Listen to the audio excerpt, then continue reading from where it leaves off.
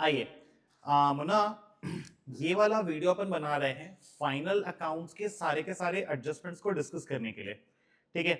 आ, एक जगह हम लोग क्लास में डिस्कशन तो किए हैं, बट हर क्लास में एक दो एडजस्टमेंट डिस्कस हुआ था, तो अपना सारा एडजस्टमेंट्स तो स्कैटर्ड मैनर में है। हम लोग क्वेश्चन करने वक्त में तो लिए हैं सारे एडजस्टमेंट्स को, लेकिन डिस्कशन इस वीडियो में मैं सारे एडजस्टमेंट का एक साथ ले रहा हूँ। ठीक है, सो दैट कि जब आप एग्जाम के लिए रिवाइज करो तो बस इस वीडियो को रेफर करो, काम हो जाएगा आपका। आओ, फाइनल अकाउंट विद एडजस्टमेंट। मैं ना एडजस्टमेंट्स को इस सीक्वेंस में लूंगा, तो अगर कोई बच्चा को कोई स्पेसिफिक एडजस्टमेंट देखना है तो आप देख लो सीक्वेंस, उसके हिसाब से आप इस वीडियो को देख सकते हैं। ठीक है, इसी सीक्वेंस में अपन एडजस्टमेंट्स को लेने वाले हैं। आओ, अब श्री गणेश करें एडजस्टमेंट्स का। कॉपी निकाल लो, कुछ लिखना लिखना हो तो। मैं एडजस्टमेंट को इस तरीके से लूंगा कि क्वेश्चन में जिस भी तरीके से आपका वो एडजस्टमेंट है आपको समझ में आ जाए। ठीक है, आओ, एडजस्टमेंट्स फर्स्ट ऑफ ऑल होता क्या है। हमने ट्रायल बैलेंस देखा है, जैसे मान के चलो ये अपना ट्रायल बैलेंस है, ये अपना ट्रायल बैलेंस है, ऐसे ही एक ट्रायल बैलेंस रख के रखा हूं, ये ट्रायल बैलेंस है। ट्रायल बैलेंस के नीचे में बड़ा सारा एडिशनल इंफॉर्मेशन होता है, बट ये एडिशनल इंफॉर्मेशन होता क्या है, इसको हम लोग एडिशनल इंफॉर्मेशन ही बोलते हैं, इसको हम लोग एडजस्टमेंट्स भी बोलते हैं, पर इसका मतलब क्या है, ये एडिशनल इंफॉर्मेशन का क्या मतलब है। मुन्ना, ये कुछ नहीं है, ये वो ट्रांजैक्शंस है, ये वो ट्रांजैक्शंस है जिनका जर्नल एंट्री नहीं हुआ है। बस ये जो एडजस्टमेंट्स है ना, ये वो ट्रांजैक्शंस है जिनका जर्नल एंट्री नहीं हुआ है, जिनका लेजर नहीं बना है। और जर्नल नहीं हुआ, लेजर नहीं हुआ, तो इसका इफेक्ट ट्रायल बैलेंस में आया क्या? इसका इफेक्ट ट्रायल बैलेंस में भी नहीं आया। तो कुछ नहीं है मुन्ना, एडजस्टमेंट्स जो है ना, एडजस्टमेंट्स ट्रांजैक्शन है जिनका जर्नल एंट्री नहीं हुआ है, जिनका लेजर नहीं बना है, और जिनका इफेक्ट ट्रायल बैलेंस में नहीं आया, बस, और कुछ नहीं है।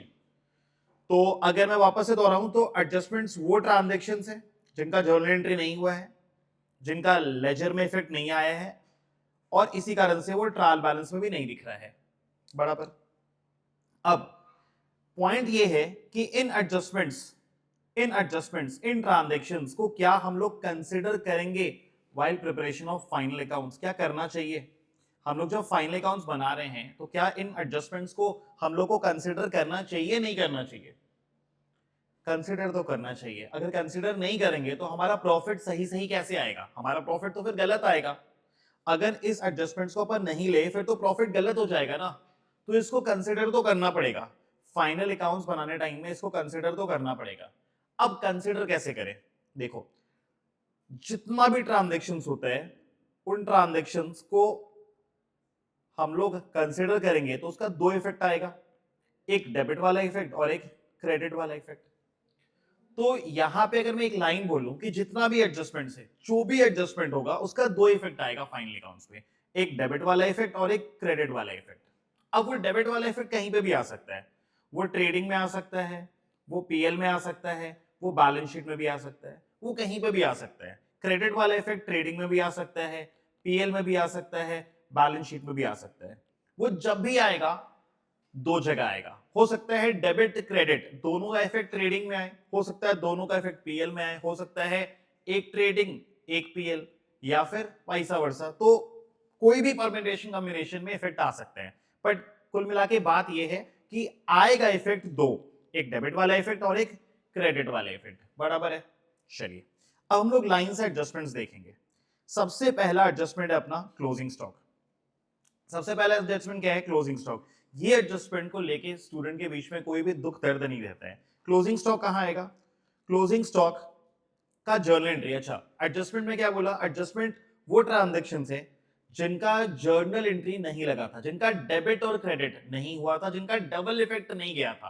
तो अगर मैं क्लोजिंग स्टॉक का डबल इफेक्ट दिखाऊं तुमको, कभी बोल देगी क्लोजिंग स्टॉक का जर्नल एंट्री दिखाओ, तो क्या होएगा? Closing stock account debit to trading account. अगर इसका दो इफेक्ट का बात करें तो कहां कहां जाना है? इसका पहला वाला इफेक्ट जाएगा ट्रेडिंग अकाउंट के क्रेडिट साइड में, ठीक है, और उसका दूसरा इफेक्ट कहां जाएगा? बैलेंस शीट के अंदर असेट साइड में। बराबर है क्या? ट्रेडिंग अकाउंट के क्रेडिट साइड में और बैलेंस शीट के असेट साइड में। चलो, क्लोजिंग स्टॉक का है ना मुन्ना, कभी कभी दो वैल्यू दिया रहेगा आपके क्वेश्चन में, कभी कभी मार्केट वैल्यू जिसको हम लोग नेट रियलाइजेबल वैल्यू बोलते हैं, और कॉस्ट प्राइस, दोनों दिया रहेगा। कभी कभी क्लोजिंग स्टॉक का दो वैल्यू दिया रहेगा, मार्केट प्राइस जिसको हम लोग एनआरवी बोलते हैं, नेट रियलाइजेबल वैल्यू, और कॉस्ट प्राइस दोनों दिया रहेगा। तो अपने क्या करेंगे, अपने इन दोनों का लोअर लेंगे, जो भी लोअर होगा ना वो लेंगे, ठीक है ना। लेट्स से कॉस्ट प्राइस दिया हुआ है हमारे क्लोजिंग स्टॉक का 10 लाख रुपया, और उसका मार्केट वैल्यू है लेट्स से 8.5 लाख रुपीस, तो हम लोग क्लोजिंग स्टॉक क्या करेंगे, 8.5 लाख लेंगे, 8.5 लाख लेंगे। क्लियर है, सिंपल सा बात है, कोई हाई फाई चीज नहीं है। अच्छा, एक चीज और, क्लोजिंग स्टॉक 90% टाइम आपको कहां दिखेगा, एडजस्टमेंट्स में दिखेगा, ठीक है ना। लेकिन हो सकता है कभी आपको वो ट्रायल बैलेंस के अंदर दिख जाए, हो सकता है कभी आपको वो ट्रायल बैलेंस के अंदर दिख जाए। अगर by chance closing stock trial balance के अंदर दिख गया तो एक चीज क्लियर है कि ये क्लोजिंग स्टॉक का जर्नल एंट्री पहले लग चुका है। कोई भी चीज ट्रायल बैलेंस के अंदर कब जाएगा, कैसे जाएगा, ट्रायल बैलेंस के अगर अंदर एंट्री चाहिए तो उसका लेजर हुआ होगा, उसका जर्नल हुआ होगा।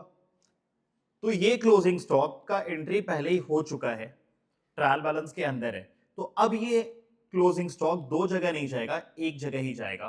और कहां जाएगा, बैलेंस शीट के असेट साइड में। बराबर है क्या, कोई दिक्कत नहीं है। तो अगर क्लोजिंग स्टॉक बाहर है, एडिशनल इंफॉर्मेशन में है, फिर तो दो जगह जाएगा, ट्रेडिंग के क्रेडिट साइड में, बैलेंस शीट के असेट साइड में। अगर ये ट्रायल बैलेंस के अंदर है तो कहां जाएगा, सिर्फ और सिर्फ बैलेंस शीट के असेट साइड में ही जाएगा। क्लियर है। चलिए, मैं अननेसेसरी डिस्कशन में नहीं पढ़ रहा हूं, मैं ये थोड़ा एग्जामिनेशन ओरिएंटेड बनाया हूं। अगर आपको डिटेल में जानना है तो आप रेगुलर क्लास वाला वीडियो रेफर करोगे, ठीक है ना। चलिए, आउटस्टैंडिंग एक्सपेंसेस, आउटस्टैंडिंग एक्सपेंसेस के साथ कुछ भी हो सकता है मुन्ना। आउटस्टैंडिंग एक्सपेंसेस में वेजेस आउटस्टैंडिंग हो सकता है, सैलरी आउटस्टैंडिंग हो सकता है, रेंट आउटस्टैंडिंग हो सकता है, तो कुछ भी हो सकता है। तो आउटस्टैंडिंग एक्सपेंसेस का जर्नल एंट्री लगता क्या है, expenses account debit to outstanding expenses, बराबर है क्या। अब ये कहां कहां जाएगा, इसका पहला इफेक्ट कहां आएगा, ट्रेडिंग या फिर पीएल के डेबिट साइड में, और दूसरा इफेक्ट कहां आएगा, बैलेंस शीट के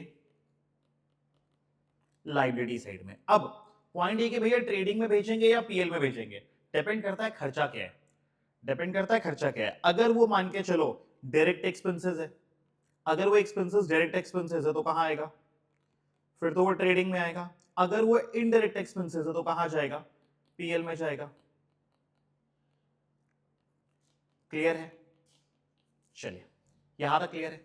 चलिए, आउटस्टैंडिंग वाला इजी था। प्रीपेड एक्सपेंसेस, प्रीपेड एक्सपेंसेस कहां कहां जाता है, प्रीपेड एक्सपेंसेस मतलब क्या, हम लोग एक्सपेंसेस पहले ही पे कर दिए हैं, हम लोग इस साल एक्सपेंसेस पे किए हैं और उसका बेनिफिट हम लोग नेक्स्ट ईयर लेंगे, एक्सपेंसेस पहले ही पे कर दिए हैं। इसका जर्नल एंट्री क्या होगा, prepaid expenses account debit to expenses. यहां पे एक्सपेंसेस को हम लोग क्या कर रहे हैं, यहां पे एक्सपेंसेस को हम लोग घटा रहे हैं, ठीक है ना। और प्रीपेड एक्सपेंसेस हमारा क्या है, ये असेट है बच्चा, इसको हम लोग बढ़ा रहे हैं, राइट। अब इसका दो इफेक्ट कहां कहां जाएगा, पहला प्रॉफिट एंड लॉस अकाउंट के अंदर डेबिट साइड में जो भी एक्सपेंसेस होगा उससे हम लोग क्या करेंगे, माइनस करेंगे prepaid.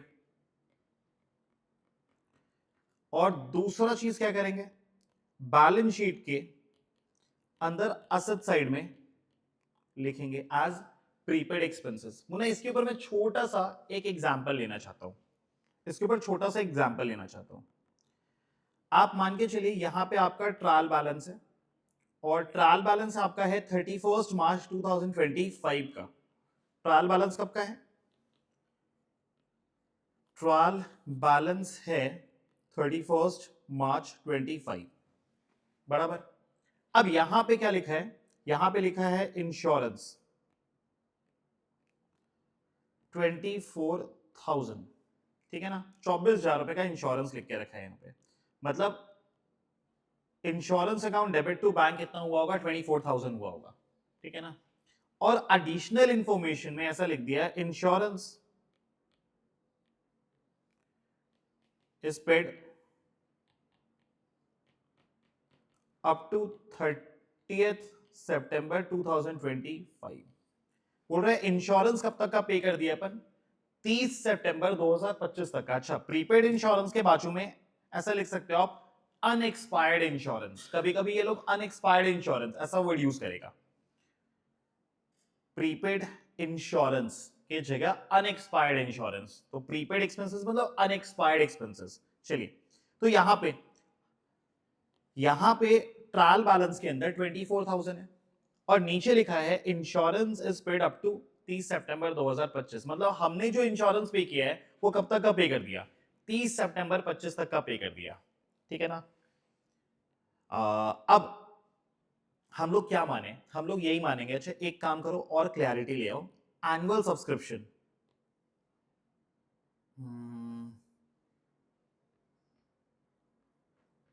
Annual subscription is paid up to 30 सितंबर 2025। इसका मतलब क्या है, इसका मतलब है कि हमने जो इंश्योरेंस पे किया होगा वो कब पे किया होगा, कब तक के लिए पे किया होगा। अगर वो 30 सितंबर 25 तक के लिए पे किया गया है तो वो कब पे किया गया होगा, हम लोग पे कब किए होंगे, कहने से 1 अक्टूबर 24 को पे किए होंगे, सिंपल सा बात है।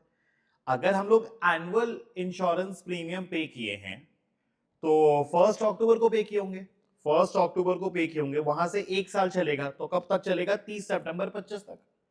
अब पॉइंट ये कि हम लोग बैलेंस शीट कब बना रहे हैं, हम लोग बैलेंस शीट बना रहे हैं 31 मार्च 25। तो हम लोग पे तो किए हैं पूरा 24,000, पर इस साल का खर्चा कब तक का होगा, इस साल का खर्चा तो इतने दिन तक का ही होगा ना, 31 मार्च 25 तक का। तो कितना महीना होता है, अक्टूबर, नवंबर, दिसंबर, जनवरी, फेब्रुअरी और मार्च। तो कुल मिला के कितना होता है, 6 महीना।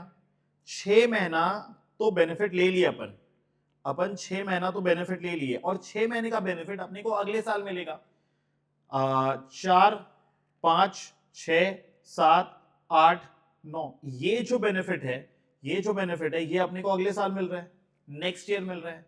तो मैं ऐसा बोलूं 24,000 में हमारा इस साल का खर्चा कितना होगा, इस साल का खर्चा होगा हमारा, इस साल का खर्चा होगा 6 महीने का, और नेक्स्ट ईयर का खर्चा होगा 6 महीने का। राइट, बोलो हाँ हाँ हाँ। चलिए, तो हम लोग क्या करेगा, हम लोग जब पीएल बनाएंगे ना, जब पीएल बनाएंगे तो यहां क्या लिखेंगे, टू इंश्योरेंस 24,000 था और इसमें प्रीपेड कितना है 12,000, तो हमारे खर्चे में कितना आएगा, 12,000 आएगा। ये हम लोग लेस कर देंगे प्रीपेड, राइट। और यहां पे जब बैलेंस शीट हम लोग बनाएंगे तो बैलेंस शीट के असेट साइड में क्या आएगा, बैलेंस शीट के असेट साइड में आएगा, बैलेंस शीट के असेट साइड में आएगा प्रीपेड एक्सपेंसेस, प्रीपेड इंश्योरेंस 12,000। यहां तक क्लियर है क्या, तो बैलेंस शीट के असेट साइड में प्रीपेड माइनस हो गया, बैलेंस शीट के एसेट साइड में प्रीपेड लिख दिए, प्रीपेड इंश्योरेंस 12,000, और पीएल के अंदर हम लोग खर्चे में से क्या माइनस कर दिए, 12,000 माइनस कर दिए, तो नेट में हमारा खर्चे में कितना आया, 12,000 आया। क्लियर है क्या, चलो चलिए जी, चलिए आइए फिर आ रहे हैं अक्रूड इनकम में।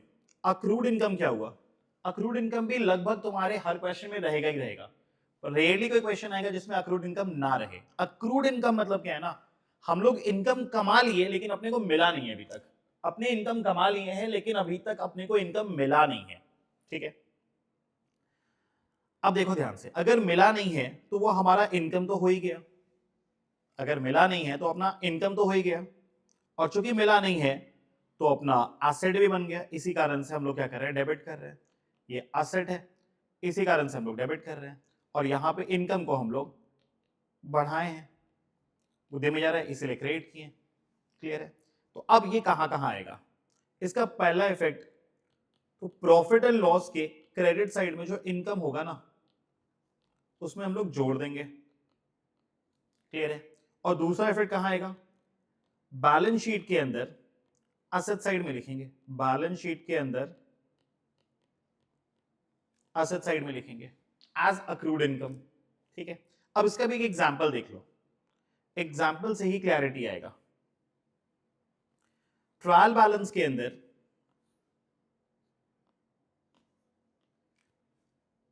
हमारे पास एक इन्वेस्टमेंट है, ट्रायल बैलेंस, ये रहा डेबिट, ये रहा क्रेडिट, ये है ट्रायल बैलेंस अपना कब का, 31 मार्च 25 का, 31 मार्च 25 का हमारा ट्रायल बैलेंस है। और यहां पे है 12% इन्वेस्टमेंट 80,000 का, और ये इन्वेस्टमेंट हमने कब परचेस किया है, 1 जुलाई 24 को, राइट। हमने इन्वेस्टमेंट परचेस कब किया है, 1 जुलाई 24 को। और यहां पे इंटरेस्ट ऑन इन्वेस्टमेंट है लेट्स से 2,000 रुपया। अब ये वाला जो एडजस्टमेंट है ना बच्चा, ये हिडन एडजस्टमेंट है, नीचे में भी इंफॉर्मेशन हो सकता है, बट ऐसा एडजस्टमेंट जनरली हिडन एडजस्टमेंट बन के आएगा। हिडन एडजस्टमेंट क्या हो भैया, देखो जनरली ट्रायल बैलेंस के नीचे, ट्रायल बैलेंस के नीचे इंफॉर्मेशन होता है, ठीक है ना। कई बार ट्रायल बैलेंस के नीचे इंफॉर्मेशन नहीं होगा, स्टिल वो एडजस्टमेंट है, उसको मैं क्या बोलता हूँ, हिडन एडजस्टमेंट, ठीक है ना। चुपकी उसको मैं क्या बोलता हूँ, चुपकी, हिडन एडजस्टमेंट। तो ये हिडन एडजस्टमेंट है। ये 12% इन्वेस्टमेंट का क्या मतलब है, इस 12% इन्वेस्टमेंट का मतलब है कि हमारा एक इन्वेस्टमेंट है 80,000 रुपए का, जिसके ऊपर वी विल गेट इंटरेस्ट 12%। हमारे पास एक इन्वेस्टमेंट है 80,000 रुपए का, उसके ऊपर हम लोग को 12% इंटरेस्ट मिलना है, ठीक है, ठीक है। 12% इंटरेस्ट मिलना है अपने को, 80,000 का हमारा इन्वेस्टमेंट है। अच्छा, क्या अपने को इंटरेस्ट पूरे साल का मिलेगा, आंसर इज नो। हमने इन्वेस्टमेंट खरीदा कब है, हमने इन्वेस्टमेंट खरीदा है 1/7 को, तो अगर 1/7/24 को खरीदा है तो इंटरेस्ट पूरे साल का मिलना चाहिए क्या, कैसे मिलना चाहिए, ये रहा हमारा 1 अप्रैल से 31 मार्च। अगर हमने 1 जुलाई को इन्वेस्टमेंट खरीदा है तो 1 जुलाई से 31 मार्च तक का इंटरेस्ट बनता है, कितना महीना होता है, 7, 8, 9, 10, 11, 12, 1, 2, 3, 9 मंथ्स होता है। तो 9 मंथ्स का ही इंटरेस्ट बनता है, 9 महीने का इंटरेस्ट बनता है। बोलो हाँ हाँ हाँ, क्लियर है क्या, 9 महीने का इंटरेस्ट बनता है बाबा। तो अभी 80,000 के ऊपर, 80,000 के ऊपर अपने 9% इंटरेस्ट निकालेंगे, तो 12% इंटरेस्ट निकालेंगे, कितने महीने के लिए, 9/12, तो कितना आ गया, 7,200 आ गया क्या, यही तो आएगा, के ऊपर 12% डिवाइड बाई 12 इंटू 9, 7,200, ठीक है ना। तो 7200 क्या आ गया, इंटरेस्ट आ गया, बोलो हाँ हाँ हाँ। अब इस 7,200 इंटरेस्ट में अपने को कितना मिला है, अपने को सिर्फ 2,000 मिला है। 72 का इंटरेस्ट इनकम होना चाहिए हमारा, इसमें अपने को मिला कितना है, सिर्फ 72 मिला है। 72 में मिला कितना है, रिसीव कितना हुआ है, सिर्फ 2,000 रिसीव हुआ है। इसका मतलब अभी भी, इसका मतलब अभी भी 5,200 क्या है, ड्यू है, 5,200 क्या है, ड्यू है। यही होता है अक्रूड इनकम, यही क्या होता है, अक्रूड इनकम। ये इनकम हम लोग कमा तो लिए, ये इनकम हम लोग कमा तो लिए, लेकिन अभी तक अपने को मिला नहीं है। हम लोग कमा लिए लेकिन अभी तक अपने को मिला नहीं है। हम लोग कमा कितना लिए हैं, हम लोग टोटल में 7,200 कमाए हैं, जिसमें मिल कितना गया, 2,000 मिल गया, और अभी भी कितना मिलना बाकी है, वो 5,200 बाकी है। तो ये कहां जाएगा, ये प्रॉफिट एंड लॉस अकाउंट के क्रेडिट साइड में जाएगा और बैलेंस शीट के असेट साइड में जाएगा। क्लियर है क्या, ठीक है। तो जब पीएल के क्रेडिट में लिखेंगे तो ये तो आएगा ही आएगा और ये भी आएगा, तो कुल मिला के कितना आ गया, 7,200। और बैलेंस शीट के असेट साइड में अक्रूड इंटरेस्ट करके कितना आएगा, 5,200 आएगा। समझ में आया, चलिए तो अक्रूड इनकम भी समझ में आ रहा है। आइए income received in advance, income received in advance ये क्या है? ये क्या है? इनकम अपने को मिल गया एडवांस में। ए बाबू समझना कि मैं अभी यहां पे 11 क्लास पढ़ाया, 11 पढ़ाया, और एक बच्चा आया और मेरे को 40,000 रुपया दे रहा है। बोले भाई इतना पैसा क्यों दे रहा है? बोला भैया आप बहुत मस्त पढ़ाता है तो आपसे हम 11 भी पढ़ेगा, आपसे हम 12 भी पढ़ेगा, आपसे हम 13 और 14 और 15 भी पढ़ेगा। हम बोले ऐसा कैसा बोल रहा है? बोला भैया बीकॉम भी है, फिर सीए बीए भी है, ठीक है ना, सब पढ़ेगा भैया आपसे। तो आपका 11th का फीस तो देखो भैया 10,000 है, तो ये 10,000 आप अभी का रख लो और बाद बाकी आप एडवांस ले लो, बाद बाकी आप एडवांस ले लो। तो हम बोले देख बेटा तो 40,000 दिया है, जिसमें तेरे को देना कितना था? 10,000 देना था, तो क्या तू 30,000 रुपया एडवांस दे रहा है? बोला हाँ भैया 30,000 एडवांस दे रहा है। आप पूरा 40 रखो, 10 तो आपका बनता ही है और 30 आपका एडवांस। अब क्या लग रहा है ये क्या है? ये जो 30,000 है वो क्या है? क्या ये मेरा लायबिलिटी है? ये मेरा एकदम से लायबिलिटी है भाई, ये मेरा एकदम से लायबिलिटी है, क्योंकि मैं सर्विस नहीं दिया हूं अभी तक। मैं अभी तक सर्विस दिया हूं क्या? मैं पैसा ले लिया लेकिन मैं सर्विस नहीं दिया हूं अभी तक। इसका नाम पुचकू है, इसका नाम पुचकू है। तो पुचकू से मैं पैसा ले लिया लेकिन अभी तक मैं पुचकू को सर्विस नहीं दिया हूं, पढ़ाया नहीं उन्होंने बाबा। तो 30,000 रुपया मेरा क्या हो गया? लायबिलिटी हो गया। ये क्या हो गया? लायबिलिटी हो गया। तो मैं क्या करूंगा? पहले तो उसका एंट्री देख लो। इनकम अकाउंट डेबिट, मतलब इनकम घट रहा है, इनकम घट रहा है, और इनकम रिसीव्ड इन एडवांस ये क्या है? लायबिलिटी है। तो लायबिलिटी हम लोग क्या कर रहे हैं? बढ़ा रहे हैं। इसका इफेक्ट क्या जाएगा? इसका इफेक्ट पहला, हमारे पीएल के क्रेडिट साइड में इनकम होगा, उस इनकम से क्या करेंगे अपन? माइनस कर लेंगे। क्या करेंगे? माइनस कर लेंगे। Income received in advance minus कर लेंगे, क्योंकि भाई लायबिलिटी है, ठीक है ना, तो इनकम को घटाएगा। और दूसरा इफेक्ट कहां जाएगा? बैलेंस शीट के लायबिलिटी में। क्या जाएगा? As advance income, advance income. Clear है क्या? बैलेंस शीट के लायबिलिटी में गया एज एडवांस इनकम। चलिए कोई दिक्कत नहीं है, हाई फाई चीज नहीं है। डेप्रिसिएशन, बाहुबली सबसे बढ़िया आइटम, डेप्रिसिएशन। डेप्रिसिएशन का एंट्री बच्चा बच्चा जानता है। एंट्री क्या होता है? Depreciation account debit to asset. ये डेप्रिसिएशन क्या है? हमारा एक्सपेंसेस है, इसलिए डेबिट हो रहा है। और एसेट का वैल्यू यहाँ पे क्या हो रहा है? एसेट का वैल्यू यहाँ पे घट रहा है, इसी कारण से एसेट क्रेडिट हो रहा है। ये कहां कहां जाना चाहिए? ये जाना चाहिए, पहला इफेक्ट प्रॉफिट एंड लॉस के डेबिट साइड में। कभी कभी, कभी कभी हो सकता है ये ट्रेडिंग में भी जाए, कभी कभी हो सकता है ये ट्रेडिंग में भी जाए। अगर क्वेश्चन बोल दे, अगर क्वेश्चन बोल दे कि ये फैक्ट्री के लिए है, तो क्या होगा? वो ट्रेडिंग में चला जाएगा। और कुछ नहीं बोले तो कहां जाएगा? पीएल में जाएगा। 90% केसेस में, 90% केसेस में ये कहा जाता है? ये पीएल में ही जाता है। लेकिन अगर क्वेश्चन चला के बोल दे कि ये फैक्ट्री के लिए था, ये एसेट फैक्ट्री में यूज हो रहा है, तो फिर वो कहां जाएगा? ट्रेडिंग में जाएगा। ये तो किसी भी खर्चे के लिए है कि अगर क्वेश्चन चला के ये बोल देता है कि ये खर्चा जो है ना ये फैक्ट्री से रिलेटेड है, तो हम लोग कहां भेजेंगे? ट्रेडिंग में भेजेंगे। चलिए सेकेंड, दूसरा एडजस्टमेंट कहां जाएगा? बैलेंस शीट के अंदर एसेट से क्या होगा? माइनस होगा। इसके ऊपर मैं छोटा सा एग्जांपल करवाऊंगा, इसके ऊपर मैं छोटा सा एग्जांपल करवाऊंगा।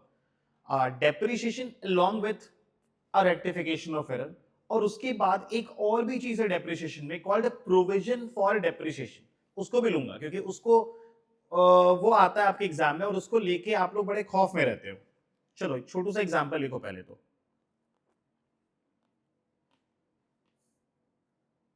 फटाफट लिखो।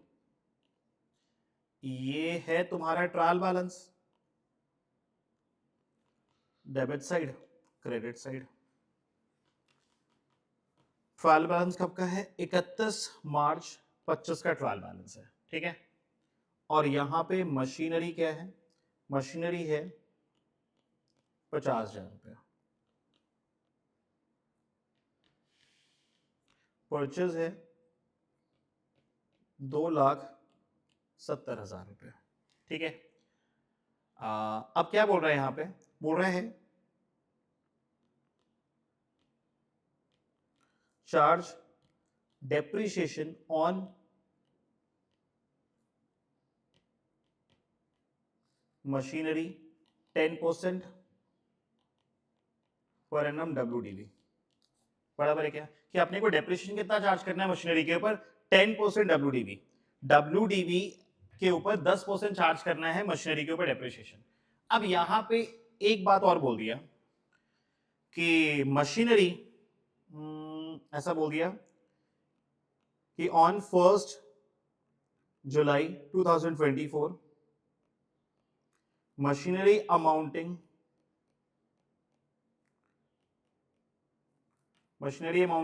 40,000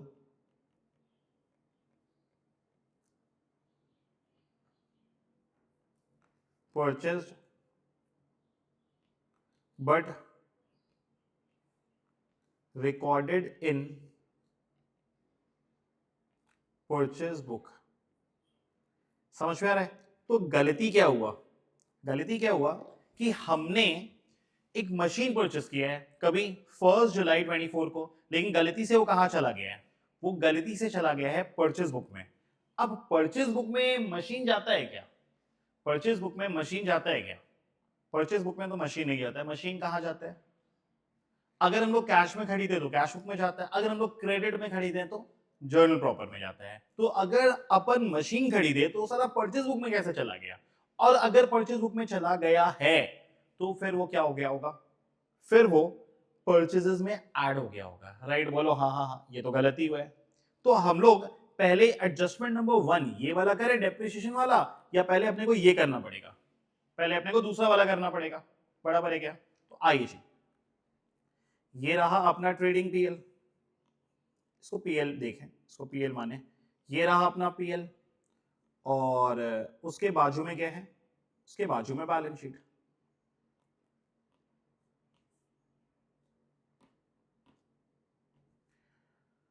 उसके बाजू में ये रहा balance sheet, right right right right. अब पीएल में क्या आएगा, पीएल में डेप्रिसिएशन आएगा, इसको trading in PL he low, trading and PL.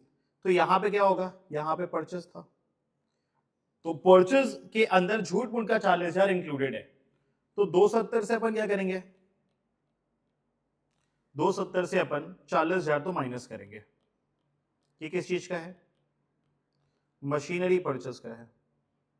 हमने मशीनरी परचेज किया तो अपन 40,000 माइनस कर दिए, तो हमारा परचेज नेट में कितना रह गया, 2,30,000, राइट। बोलो हाँ हाँ हाँ। और ये मशीनरी कहां ऐड हो जाएगा, मशीनरी में ऐड हो जाएगा। पहले से मशीनरी कितना था, पहले से मशीनरी था 50,000, और हमने कितना और अक्वायर किया है, 40,000 परचेज ड्यूरिंग द ईयर।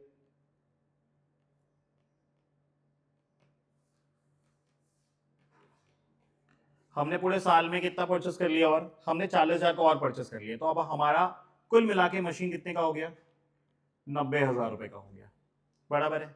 अब हम लोग क्या करेंगे, अब हम लोग डेप्रिसिएशन लगाएंगे, अब हम लोग डेप्रिसिएशन लगाएंगे। अब पॉइंट ये है कि अपने पास पहले से एसेट कितने का था, अपने पास पहले से एसेट था 50,000 रुपए का, और हम लोग जो 40,000 रुपए का एसेट खरीदे हैं वो कब खरीदे हैं, 1/7/24 को खरीदे। तो क्या पूरे 90,000 पे पूरे साल का डेप्रिसिएशन लगेगा, जी नहीं। इस वाले पे तो पूरे साल का लगेगा 12 महीने का, पर इस वाले पे कितने का लगेगा, 9 महीने का लगेगा, क्योंकि एक साथ वो खरीदे तो 7 8 9 10 11 12 1 2 3 9 मंथ्स का लगेगा। तो अभी देख ले ध्यान से, डेप्रिसिएशन कैसे निकलेगा, डेप्रिसिएशन कैसे निकलेगा, 50,000 के ऊपर 10/100 और 40,000 के ऊपर 10/100 इंटू 9/12 कितना आ गया? 5,000 और 4 3,000 आएगा ना, कुल मिला के 8,000। ऐसा हाँ या ना बोले? चलिए, तो कुल मिला के 8,000 का डेप्रिसिएशन आ गया, तो 8,000 हम लोग क्या करें, यहां से माइनस कर देंगे। डेप्रिसिएशन माइनस हो गया और आउटर में कितना आ गया? 82,000। और ये 8,000 का डेप्रिसिएशन कहाँ आ जाएगा? पीएल के डेबिट साइड में आ जाएगा। To depreciation on machinery 8,000। Clear है क्या? कोई हाई फाई स्टफ नहीं है।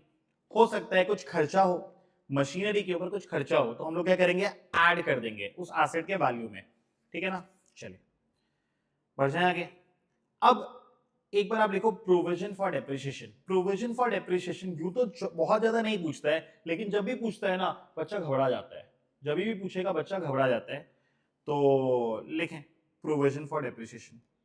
यूं तो आप लोग प्रोविजन पढ़े हुए हैं अलग से भी, लेकिन एक बार मैं प्रोविजन समझा दूं कि प्रोविजन था क्या, और फाइनल अकाउंट्स में जितना जरूरत है ना उतना ही समझाऊंगा।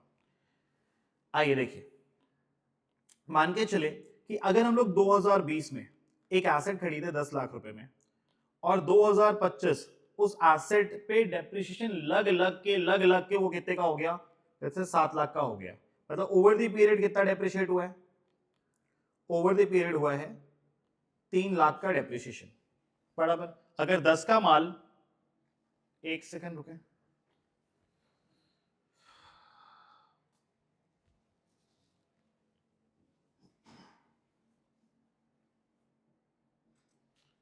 हाँ जी, तो ओवर द पीरियड हमारा डेप्रिसिएशन कितना हुआ है? 3,000 हुआ है।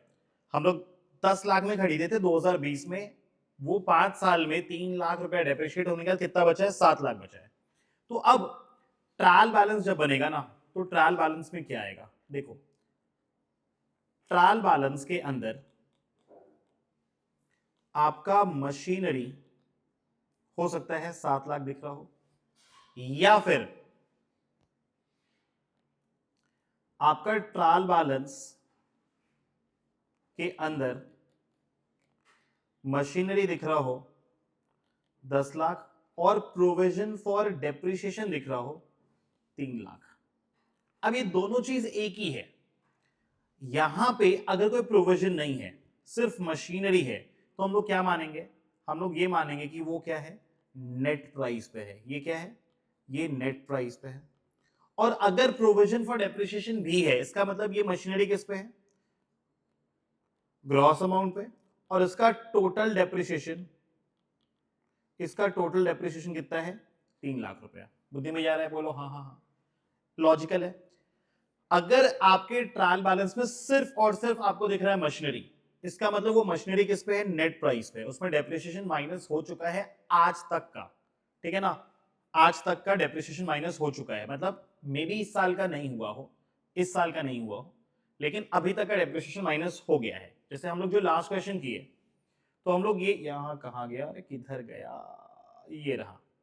तो यहां पे आपका मशीनरी 50,000 था, तो हम लोग तो यही माने ना, इस साल के बिगिनिंग का वैल्यू कितना था? 50,000।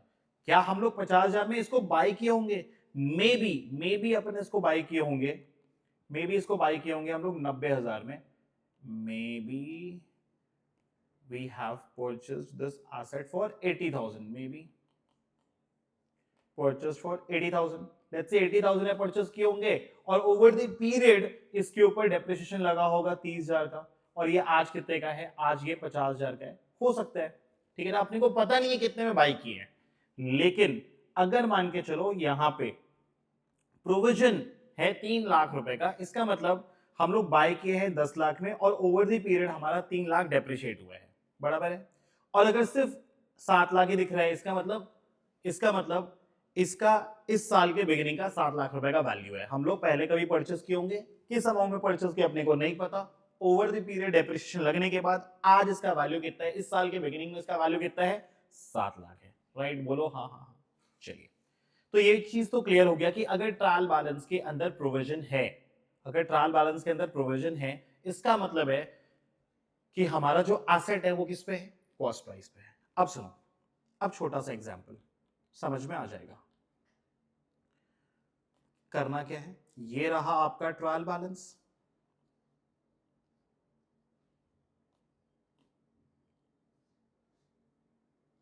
यहां पे है मशीनरी 40,000 रुपया और प्रोविजन फॉर डेप्रिसिएशन है 12,000 रुपया।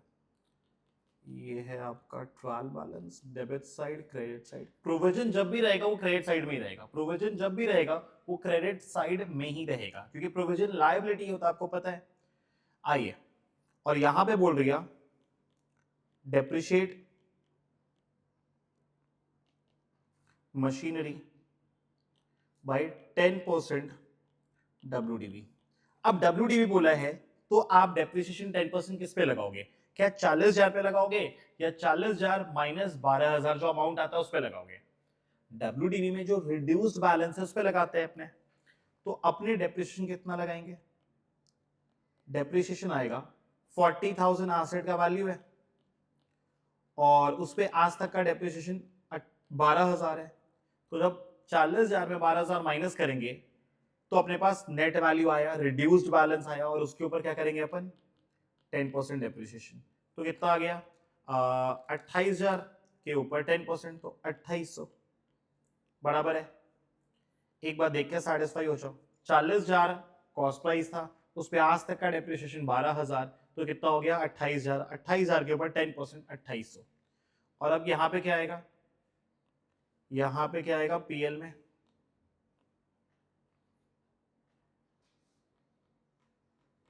पीएल में आएगा टू डेप्रिसिएशन 2800 और बैलेंस शीट में क्या आएगा, बैलेंस शीट में हमारा एसेट कितने का है, हमारा एसेट मशीनरी का कॉस्ट प्राइस था 40,000 और इस पे प्रोविजन फॉर डेप्रिसिएशन पहले से 12,000 का प्रोविजन था और अब 2800 रुपए का प्रोविजन भर गया, तो कुल मिला के कितना हो गया 14,800। राइट बोलो, हाँ हाँ हाँ क्लियर है। तो ये कितना आ गया 25,200। डन। भैया प्रोविजन पीएल में नहीं जाएगा, जी नहीं, प्रोविजन पीएल में नहीं जाएगा। भैया लॉजिक बताइए क्या है, लॉजिक सिंपल सा है, प्रोविजन तब कैंसिल होता है जब वो एसेट बिकेगा। प्रोविजन जो है ना तब कैंसिल होता है जब वो एसेट बिकेगा, अभी वो एसेट बिक नहीं रहा है, हम लोग उसको कैरी कर रहे हैं अगले साल, तो जब तक वो कैरी होता रहेगा प्रोविजन कैंसिल आउट नहीं होगा, बैलेंस शीट में कैरी फॉरवर्ड होता रहेगा होता रहेगा होता रहेगा। ठीक है, चलिए अगर और डिटेल में जानना है प्रोविजन का मतलब तो आप लोग डेप्रिसिएशन वाला वीडियो रेफर करिए, फाइनल अकाउंट्स में इतना जानने से तुम्हारा काम हो जाएगा। चलो, तो डेप्रिसिएशन का काम तमाम। आइए, बैड डेट, जब भी बैड डेट को रिवाइज करना ना तो bad debt, provision for doubtful debt, provision for discount, तीनों को संग में ले लेना, ठीक है ना। चलिए सबसे पहले बैड डेट, बैड डेट तो सिंपल है, अपने को अपना डेटर पैसा नहीं दिया, डेटर अपने को अपना पैसा नहीं दिया तो क्या करेंगे हम लोग, बैड डेट को डेबिट करेंगे, बैड डेट क्या होगा, डेबिट हो जाएगा। बैड डेट जब डेबिट हुआ तो हमारा पीएल के डेबिट साइड में जाएगा और हमारे डेटर का वैल्यू घट गया। अब इसका इफेक्ट देख लो, पहला इफेक्ट, पहला इफेक्ट आएगा पीएल के अंदर डेबिट साइड में हम लोग क्या करेंगे, बैड डेट लिखेंगे। दूसरा इफेक्ट क्या होएगा, बैलेंस शीट के अंदर एसेट साइड में हम लोग डेटर से बैड डेट को माइनस कर देंगे, बराबर। बैड डेट तो सिंपल है, बैड डेट चूंकि खर्चा है, नुकसान है, पीएल के डेबिट में आया और डेटर से माइनस हो गया, ठीक है, इसमें कोई हाईफाई चीज है नहीं। अब आओ प्रोविजन के ऊपर, भैया आप सारे चीज का जर्नल एंट्री लिखे, प्रोविजन का जर्नल एंट्री नहीं लिखे, समझाते हुए लिखूंगा। प्रोविजन को लेके बहुत दुख दर्द है, मैं हल्का सा लॉजिक समझाते हुए तुमको एंट्री समझाऊंगा, तो सो दैट कि तुम्हारा जो कॉन्फिडेंस है थोड़ा बढ़ जाए प्रोविजन के ऊपर। देखो प्रोविजन का लॉजिक समझ लो, प्रोविजन का लॉजिक सिंपल सा है, इस साल लेट्स से 1 अप्रैल 25, 31 मार्च 26, हम लोग इस साल माल बेचे हैं, हम लोग माल क्रेडिट पे बेचे होंगे, तो इससे क्या पैदा हुआ, डेटर पैदा हुआ। अब अगर ये डेटर डिस्काउंट मांगेगा या बैड डेट करेगा, डेटर के साथ क्या डर है कि वो अगला साल डिस्काउंट मांग लेगा या बैड डेट करेगा। तो अगर डिस्काउंट मांगेगा तो ये डिस्काउंट आज मांगेगा या फ्यूचर में मांगेगा। अगर बैड डेट का डर है तो बैड डेट का पता आज चलेगा या नेक्स्ट ईयर पता चलेगा। कोई स्टूडेंट है मेरा, मैं उसको बोला देख बेटा तुम पढ़ तो रहा है, तेरे को फीस देना पड़ेगा इतना। बोला हाँ भैया देंगे ना। तो अब हुआ क्या, मैं बोला चल ठीक है बैठ जा, तू पढ़ाई लिखाई कर ले। अब वो पढ़ाई लिखाई कर लिया, हम बोले बेटा फीस, बोला हाँ भैया दे देंगे अगले महीना। फिर अगले महीना बोलता अगले महीना बैड डेट कर दिया, पैसा दिया ही नहीं। इस बात का मोहर मैं कब लगा रहा हूं, इस साल या नेक्स्ट ईयर। इस साल तक तो वो मेरे को टालेगा ना कि अगले दिन अगला महीना अगला वीक ऐसा बोलता रहेगा। बैड डेट हो जाएगा, इसका पता कब चलेगा, नेक्स्ट ईयर। बात समझ में रहे। तो चांसेस है कि ये दोनों का पता अपने को इस साल तो चल ही नहीं रहा है, नेक्स्ट ईयर चल रहा है। कब चल रहा है, 2026-27 में पता चल रहा है। पढ़ा पर ये भी चीज क्लियर है कि मतलब हम लोग माल बेचे यहाँ पे डेटर पैदा लिया इस साल, लेकिन अगर उस पर बैड डेट हो रहा है, उस पर डिस्काउंट दिया जा रहा है, तो इसका पता कब चलेगा, 26-27 नेक्स्ट ईयर। ठीक है ना।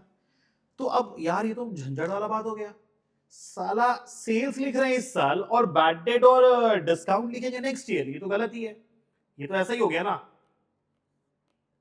ये तो ऐसा ही है कि खाना खाएंगे इस साल और बिल आएगा नेक्स्ट ईयर। ये तो गलत ही है। जिस साल में खाना खाए हैं उसी साल में बिल आना चाहिए, है भाई। गेन और पेन दोनों एक ही साल में होना चाहिए। ऑब्वियस सा बात है ना।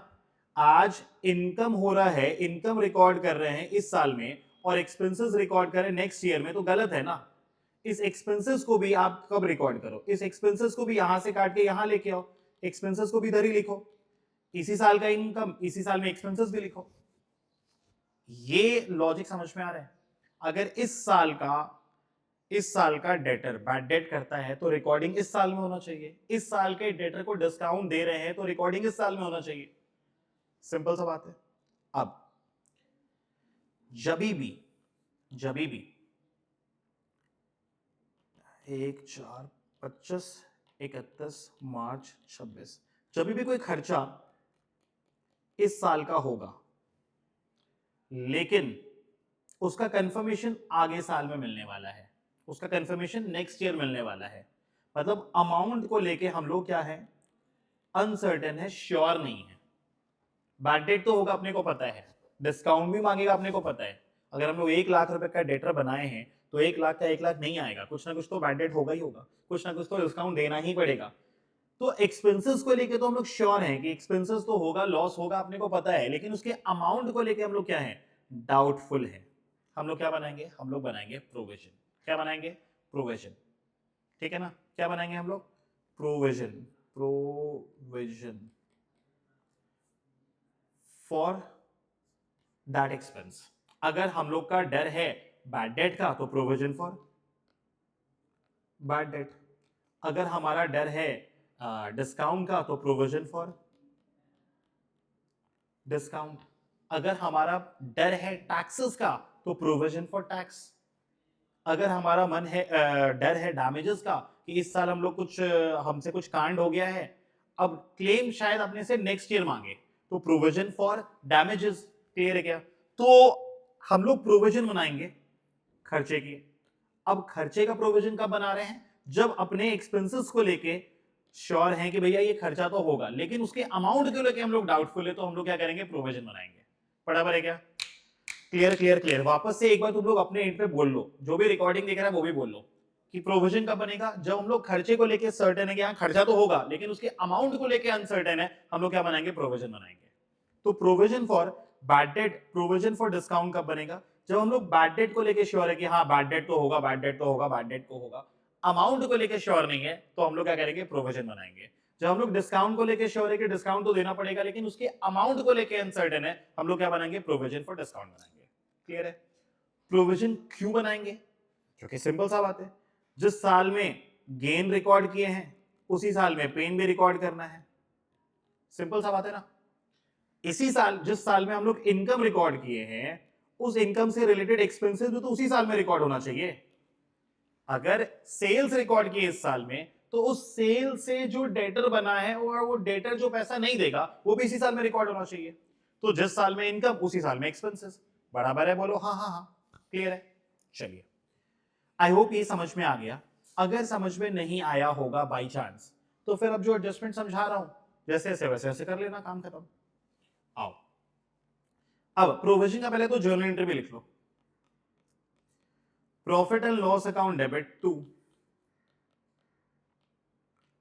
Provision, profit and loss account debit to provision. हम लोग जब भी प्रोविजन बनाएंगे, जिस भी चीज का प्रोविजन बनाएंगे, उसका एंट्री यही होगा, profit and loss account debit to provision. Profit and loss account debit करने से हमारा प्रॉफिट घट गया। अरे प्रोविजन बना ही रहे हैं खर्चे के लिए, तो प्रॉफिट तो घटेगा ही ना। प्रोविजन बना ही रहे हैं हम लोग किसके लिए, खर्चे के लिए, तो प्रॉफिट तो घटेगा ही। और प्रोविजन क्या है हमारा, एक लायबिलिटी है। ठीक है, अब आओ, इसका करना क्या है, इसका करना क्या है, प्रोविजन फॉर डाउटफुल डेट और प्रोविजन फॉर डिस्काउंट का करना क्या है।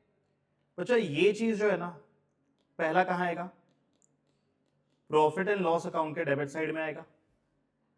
सिंपल सा बात है, क्योंकि प्रोविजन हमारे प्रॉफिट को घटाता है, तो डेबिट साइड में आएगा।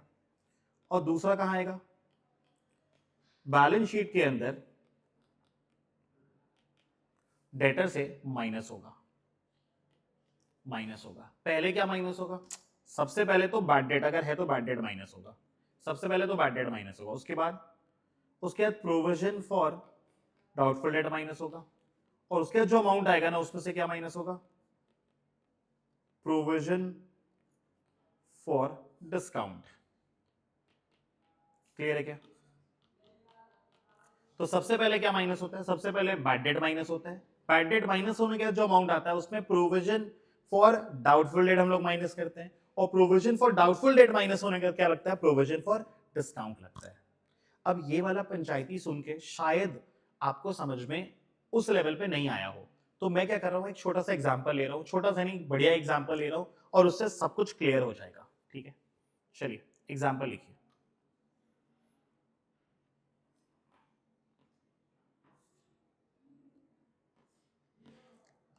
अगर बाई चांस तुम्हारा सिस्टम हैंग कर रहा है कि नहीं नहीं भैया बहुत हो गया, कितना 48 मिनट्स हो गया कि भैया सिस्टम हैंग कर गया, तो कोई दिक्कत नहीं है, तुम एक बार पॉज करो, थोड़ा चिल मारो, उसके बाद वापस से आगे देखो, क्योंकि भारी मन से मत देखना, इधर उधर हो जाएगा, अभी और भी 20-25 मिनट लगेगा।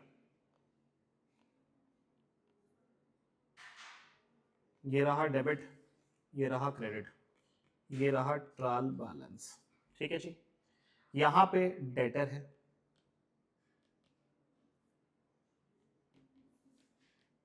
50,000, यहां पे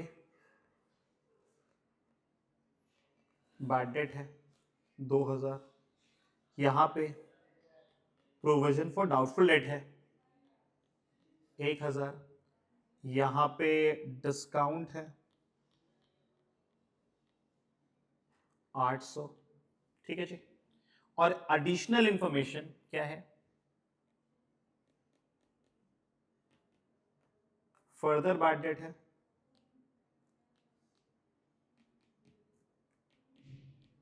1,000 रुपया, और बोल रहा है पीडीडी बनाना है 10% और बनाना है प्रोविजन फॉर डिस्काउंट 5%। पहले इसको कॉपी कर लो। अब समझो ध्यान से, एडिशनल इंफॉर्मेशन, एडिशनल इंफॉर्मेशन के अंदर है बैड डेट 1,000 रुपए, और ट्रायल बैलेंस के अंदर ही बैड डेट है 2,000। पहले तो ये समझो ये क्या चक्कर है, बैड डेट जो एडिशनल इंफॉर्मेशन में है उस बैड डेट का जर्नल एंट्री नहीं लगा है, बैड डेट जो ट्रायल बैलेंस के अंदर है उसका जर्नल एंट्री लग चुका है। ठीक है, तो सबसे पहले हम लोग क्या करेंगे, बैड डेट को ही ट्रीट करेंगे। आइए, ठीक है। और बैड डेट तो समझ में आ रहा है कि ये 1,000 रुपया का एंट्री नहीं हुआ है, ये 2,000 रुपये का एंट्री हो चुका है। तो पहले बैड डेट का काम कर लेते हैं, उसके बाद फिर मैं प्रोविजन समझाता हूँ। आइए, एक छोटू सा पीएल बनाइए और एक छोटू सा बैलेंस शीट बनाइए। ये रहा पीएल,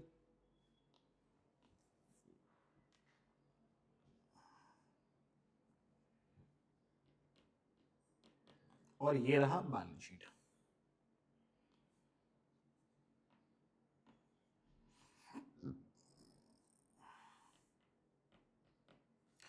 तो हमारा बैड डेट कुल मिला के कितना हो गया, 2,000 ये और 1,000 ये, कुल मिला के हमारा बैड डेट हो गया 3,000 रुपए का। तो हम लोग पीएल में बैड डेट कितना लिखेंगे,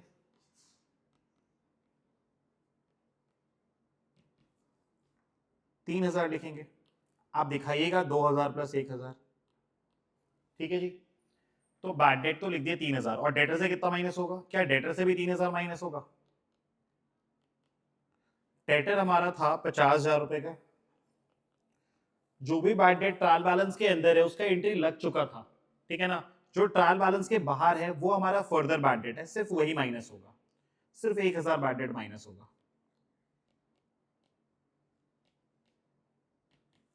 तो ये कितना हो गया, ये हो गया 49,000। तो बैड डेट तो सिंपल है। अब आ जाओ प्रोविजन पे। हम लोग को 10% प्रोविजन बनाना है। इसका क्या मतलब है, अपने को डर लग रहा है कि 49,000 में फ्यूचर में 10% बोले तो 4,900 बैड डेट हो जाएगा, PDD। 49,000 का डेटर है, 49,000 के डेटर में 4,900 फ्यूचर में बैड डेट हो जाएगा। इस बात का अपने को डर है, अपने को लग रहा है कि 4,900 का बैड डेट हो जाएगा। तो हम चाहते हैं 4,900 से हमारा प्रॉफिट भी घटे। अभी आप कुछ कॉपी मत करना, सिर्फ एक बार देखो।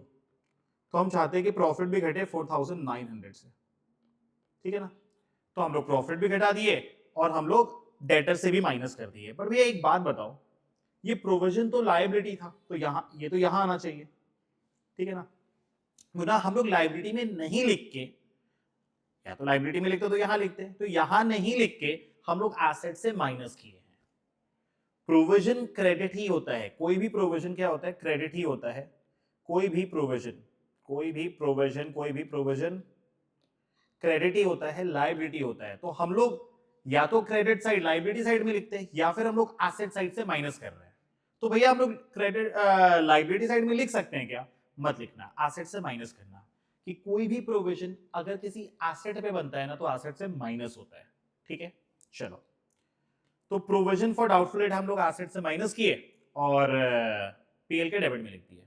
अब एक बच्चे का अंदर से आया कि भैया भैया भैया भैया, यहां पे भी तो प्रोविजन था, ये भी तो प्रोविजन था 1,000 रुपया, इसका क्या करें, ये भी तो प्रोविजन है 1,000 रुपया, इसका क्या करें।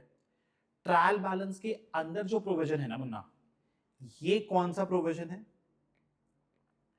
ये ओल्ड प्रोविजन है, ये ओल्ड प्रोविजन है। हम लोग कब बनाए होंगे, लास्ट ईयर बनाए होंगे। ये जो प्रोविजन ट्रायल बैलेंस के अंदर है ये ओल्ड प्रोविजन है, पुराना प्रोविजन है। हम लोग कब बनाए होंगे, हम लोग लास्ट ईयर बनाए होंगे, इसको लास्ट ईयर क्रिएट किए होंगे। अपने को लास्ट ईयर लगा था, अपने को लगा था कि फ्यूचर में बैड डेट होगा 1,000 का, पर इस साल बैड डेट कितने का हुआ, इस साल बैड डेट हुआ है 3,000 रुपए का। इस साल बैड डेट कितने का हुआ है, 3,000 रुपए का, ठीक है ना। हम लोग सोचे थे 1,000 का बैड डेट होगा, पर बैड डेट कितने का होगा, 3,000 का। लास्ट ईयर सोचे थे 1,000 का बैड डेट होगा, तो लास्ट ईयर प्रॉफिट कितने से घटाए थे, 1,000 से घटा चुके थे, और बैड डेट हुआ कितना, 3,000 का। तो आइडियली इस साल का जो प्रॉफिट है वो तो 2,000 से घटना चाहिए ना। कंफ्यूज्ड। ये हमारा करंट ईयर है, ये प्रीवियस ईयर है। प्रीवियस ईयर अगर हम लोग प्रोविजन बनाए 1,000 का, इसका मतलब प्रीवियस ईयर ही हमने 1,000 से प्रॉफिट घटा लिया था। लास्ट ईयर हमने 1,000 से प्रॉफिट घटा लिया था।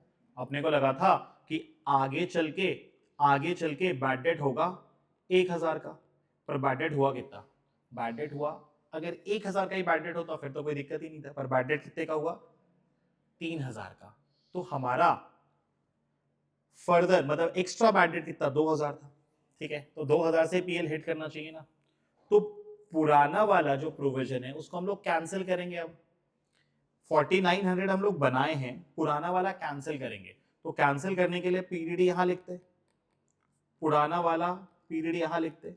अब चाहे तो यहां लिखें या फिर इसको यहां नहीं लिख के हम लोग क्या कर सकते हैं, इससे माइनस भी कर सकते हैं, इससे माइनस भी कर सकते हैं। तो 4900 में से 1000 माइनस करो, कितना आ गया 3900 ओल्ड प्रोविजन। चाहते तो हम लोग क्रेडिट साइड में भी लिख सकते थे, हम लोग क्रेडिट में नहीं लिख के इस वाले से माइनस कर रहे हैं, ठीक है जी। आओ, किसी को भी अगर समझ में थोड़ा कम आया है तो वापस से कट शॉर्ट में बोल रहा हूं, कट शॉर्ट में क्या बोल रहा हूं,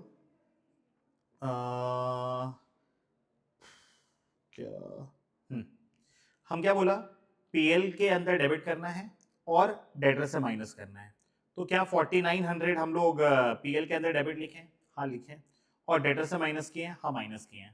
अब अगर बाई चांस ट्रायल बैलेंस के अंदर कोई प्रोविजन होगा ना, तो आप वो तो एक ही जगह जाएगा, तो या तो आप पीएल के क्रेडिट साइड में लिख दो या फिर आप जो प्रोविजन बनाया है उससे माइनस कर लो, आपके ऊपर है, ठीक है। चलिए, अब आता है प्रोविजन फॉर डिस्काउंट 5%। ये 4900 माइनस करने का कितना आया, 49,000 माइनस 4900, ये आ गया 44,100। अब यहां पे क्या आएगा, प्रोविजन फॉर डिस्काउंट, तो इसका 5% कितना हो गया 2205, ये आ गया 41,895, और यहां पे क्या आएगा, टू प्रोविजन फॉर डिस्काउंट 2205। क्या यहां पे प्रोविजन फॉर डिस्काउंट है, आंसर इज नो। अगर प्रोविजन फॉर डिस्काउंट होता तो आप चाहते तो यहां से माइनस कर सकते थे, ठीक है। चलिए, तो एडिशन इंफॉर्मेशन हो गया। अब ट्रायल बैलेंस के अंदर जो आइटम है वो एक ही जगह जाएगा, तो ये लिख दिए हैं, ये लिख दिए हैं, ये लिख दिए हैं, ये जो डिस्काउंट है वो डेबिट साइड में आ जाएगा, जस्ट टू डिस्काउंट 800। यहां तक क्लियर है क्या? मैं एक छोटा सा एग्जांपल फटाफट में वापस से समझाता हूं, देखे, आप चाहो तो उसको स्किप कर सकते हैं। अगर किसी को थोड़ा सा गाड़ी हिचकोला खा रहा है ना, तो एक बार देख लो, जिसका गाड़ी हिचकोला नहीं खा रहा है वो इसको स्किप कर दो।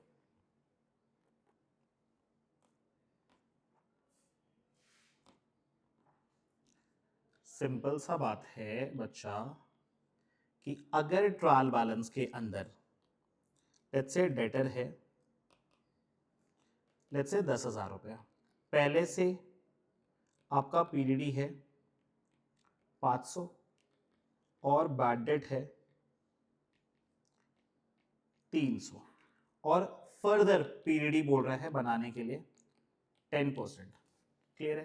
तो आप क्या करोगे, पीएल के डेबिट साइड में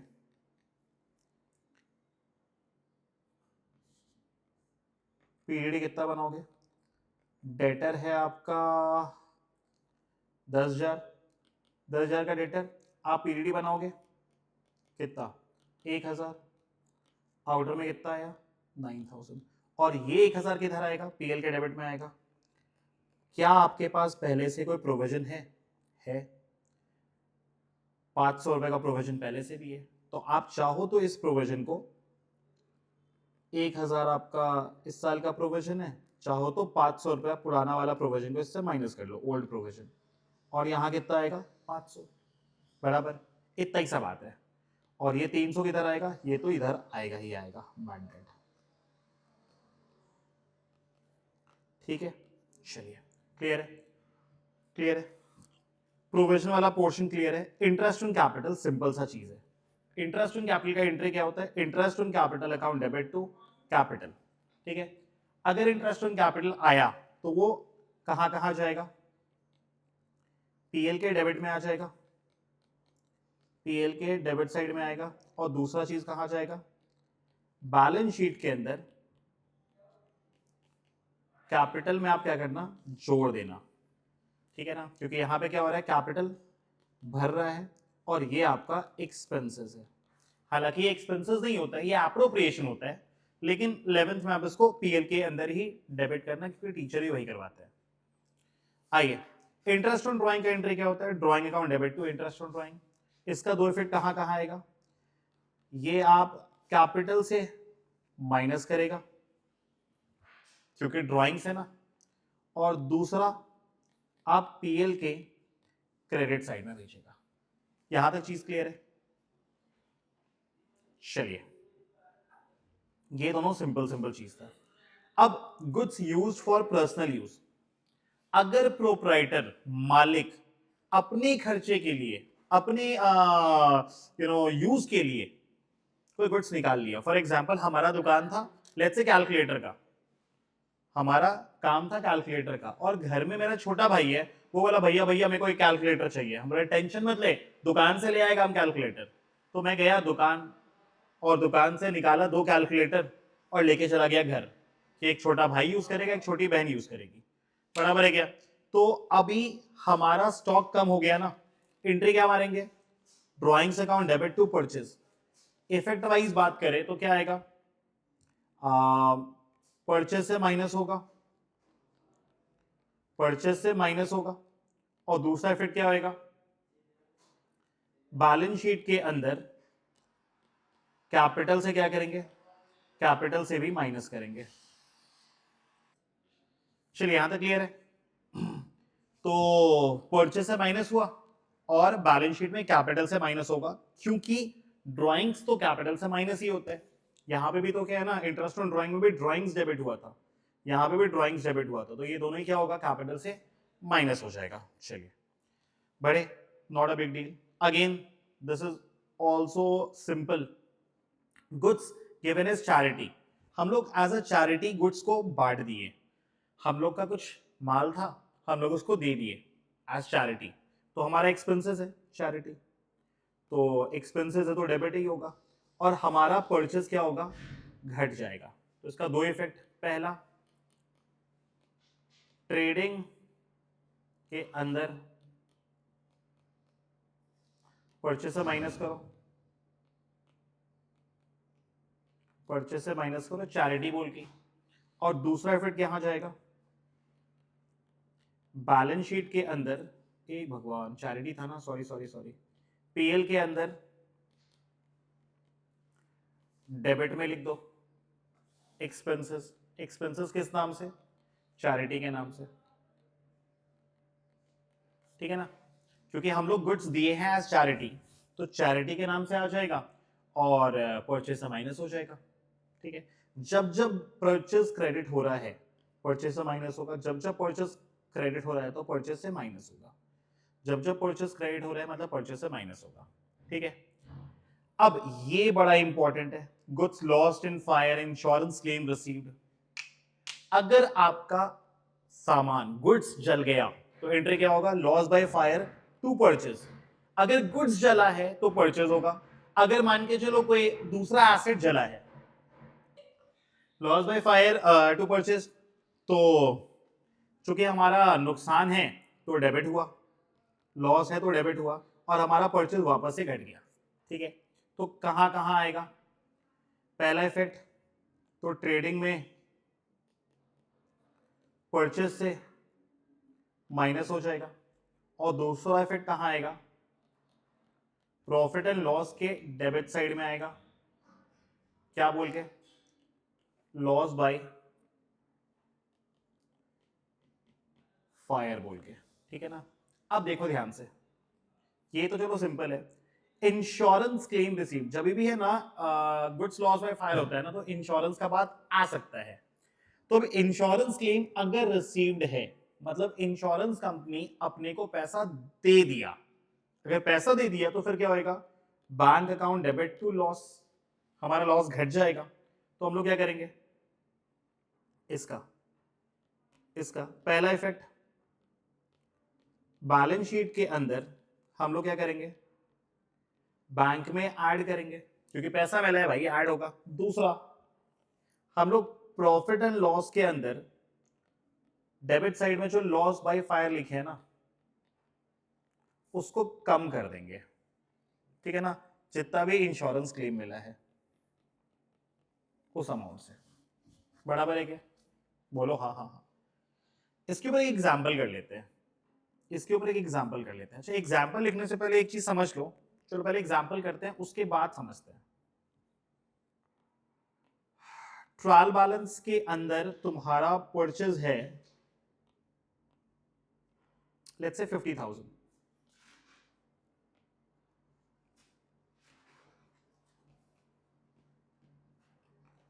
$50,000 है, और बोल रहा है गुड्स लॉस्ट इन फायर।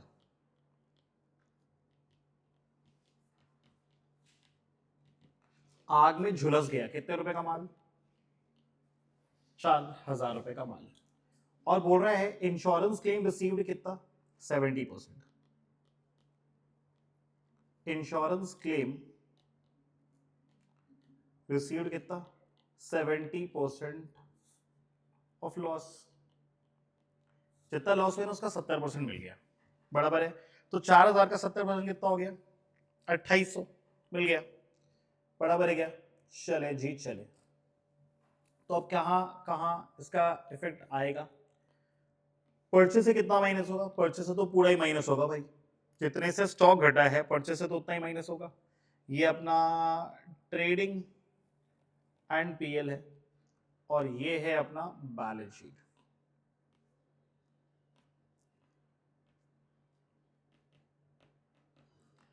ठीक है, तो सबसे पहले क्या होना, गुड्स लॉस बाय फायर का इफेक्ट डालते हैं। तो कहां कहां आता है? परचेस से माइनस होता है, पीएल के अंदर डेबिट होता है। परचेस से माइनस होता है, पीएल में डेबिट होता है। तो परचेस से कितना माइनस करेंगे? परचेस से टू परचेस कितना है? परचेज है अपना 50,000, तो 50,000 से कितना माइनस करेंगे? 50,000 से माइनस कर दो, कितना? लॉस बाय फायर 4,000, 4,000 माइनस कर दिए और 46,000 आ गया। और यहां पे loss by fire, loss by fire कितना आना चाहिए? 4,000। बराबर है क्या? अब चूंकि अपने को इंश्योरेंस क्लेम मिल गया है 70% ऑफ लॉस, ये कितना होता है? ये होता है 2,800 रुपया।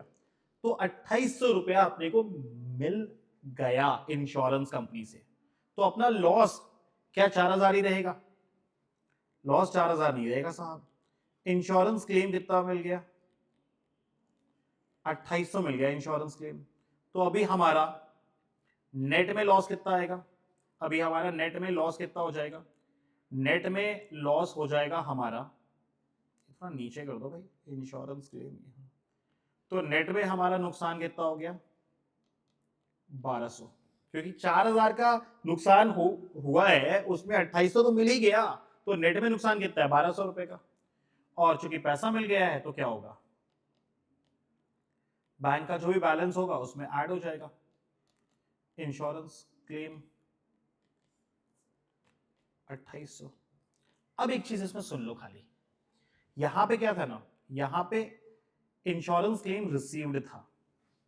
कभी कभी रिसीव्ड नहीं होगा, एडमिटेड होगा, कि इंश्योरेंस क्लेम मिला नहीं है, इंश्योरेंस कंपनी एडमिट कर लिया कि हम दे देंगे। इंश्योरेंस कंपनी एडमिट कर लिया कि हम दे देंगे, अभी दिया नहीं है, दे देंगे ऐसा बोल दिया। पीएल का काम वही रहेगा, बस अगर एडमिट कर लिया ना तो यहां पे असेट में क्या आ जाएगा? इंश्योरेंस कंपनी आ जाएगा 2,800 रुपया इंस्टीड ऑफ बैंक। बैंक की जगह यहां पे इंश्योरेंस कंपनी आ जाएगा। सिंपल सा लॉजिक है।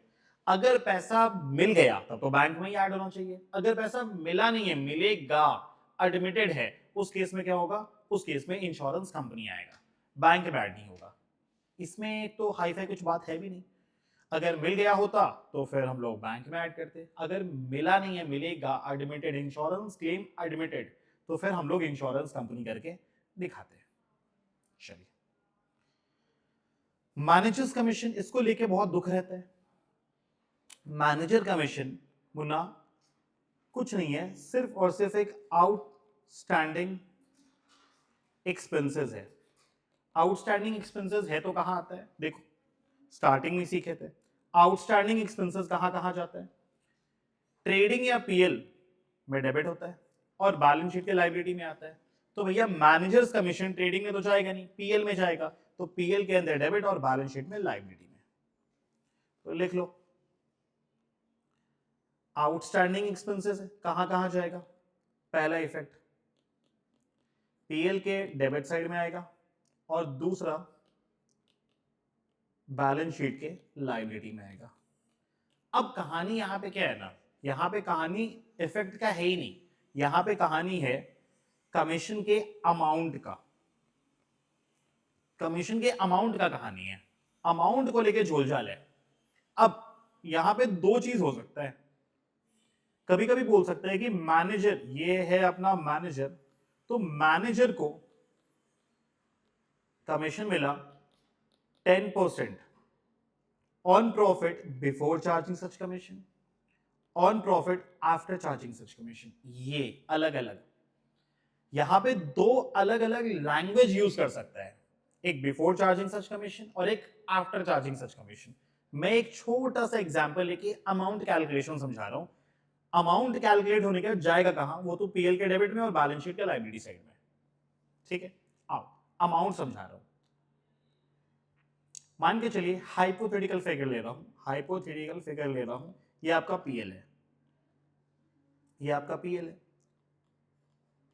पीएल में यहां पे आपका ग्रॉस प्रॉफिट आ रहा है, ग्रॉस प्रॉफिट आ रहा है लेट्स से 40,000 और एक्सपेंसेस है, एडमिनिस्ट्रेटिव एक्सपेंसेस है 12,000। अभी तक इसमें मैनेजर्स कमीशन नहीं लिखा गया है, ठीक है ना। अब बोला manager manager manager manager a manager you will get commission कितना, commission of 10% on net profit, on net profit. अब कहानी यहां पे ये है कि नेट प्रॉफिट कितना, नेट प्रॉफिट 40,000 माइनस 12,000, क्या 28,000 नेट प्रॉफिट है, क्योंकि यहां पे तो अपने को मैनेजर कमीशन भी लिखना है ना, मैनेजर्स कमीशन भी लिखना है, और मैनेजर्स कमीशन लिखना है मतलब क्या, मैनेजर्स कमीशन भी लिखना है। तो अब मैनेजर कमीशन लिख दिए, उसके बाद जो अमाउंट आया आइडियली तो नेट प्रॉफिट वो है, मैनेजर का कमीशन लिखे उसके बाद जो नेट प्रॉफिट आएगा आइडियली तो नेट प्रॉफिट वो है।